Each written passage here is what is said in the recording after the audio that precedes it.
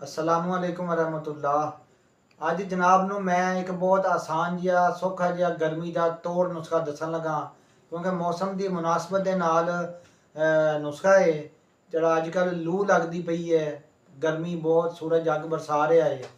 ये वास्ते जिन्हों लू लग जाए, जिन्हों गर्मी लग जाए, जिन्हों गर्मी का असर हो जाए, पेशाब जिन्हों पीला आवे, वो वास्ते बेहतरीन जिहा सौखा जिहा आसान जिहा नुस्खा है। ये हर कोई खुद तैयार कर सकता है। तुसी इहनूं तैयार करो। ये तुसी की करना है, आलू बुखारा लेना है 1 पाइया और 1 पाइया इमली लैनी है, तो 2 लीटर पानी दे विच पा के तुसी इहनूं रात नूं रख देना है। और पानी जिहड़ा कोशिश करो कि तुसी मट्टी का बर्तन लवो, ਉਹਦੇ ਨਾਲ तासीर होर अच्छी हो जाएगी इस नुस्खे की। तो उस बाद ये 1 चमचा भर के तुख मलंगा का पा देना है। ये रात नूं पा के उत्ते बरीक जिहा कपड़ा लपेट देना है, ताकि कोई चीज़ कोई ये ना डिगे, कोई मूली चीज़ ना डिगे।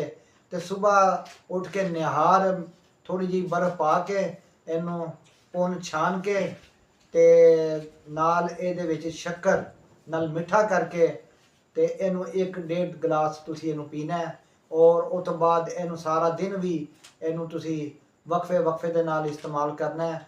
जिन्नी मर्जी गर्मी लग गई होवे, जिन्नी मर्जी गर्मी का असर होवे और लू क्यों ना लग गई होवे, इंशाल्लाह ठंड पै जाएगी। जेड़ा बंदा इस्तेमाल करेगा वो याद करेगा, नुस्खा बनाओ और बंदा नाचीज़ नूं दुआ में याद रखो। हकीम सज्जाद साबरी।